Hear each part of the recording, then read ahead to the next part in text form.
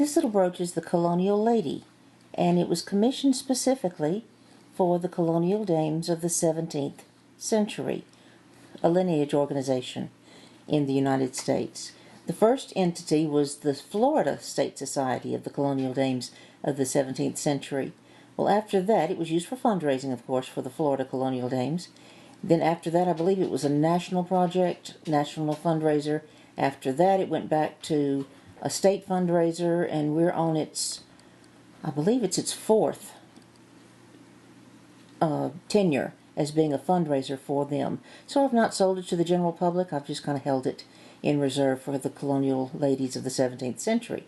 And she even has a little dimple in her elbow and her little ringlets. And I was doing a lot of watching Jane Austen period costume movies while I was doing this.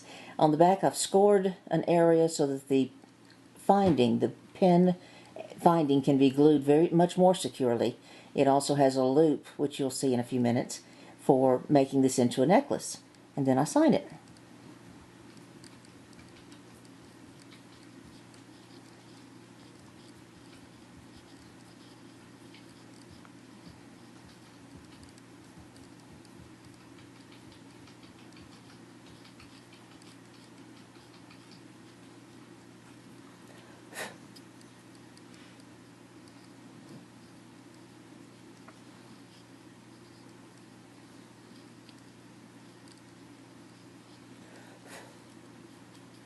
Okay, it says Colonial Lady, Florida, CDXVIIC, Colonial Dames of the 17th Century.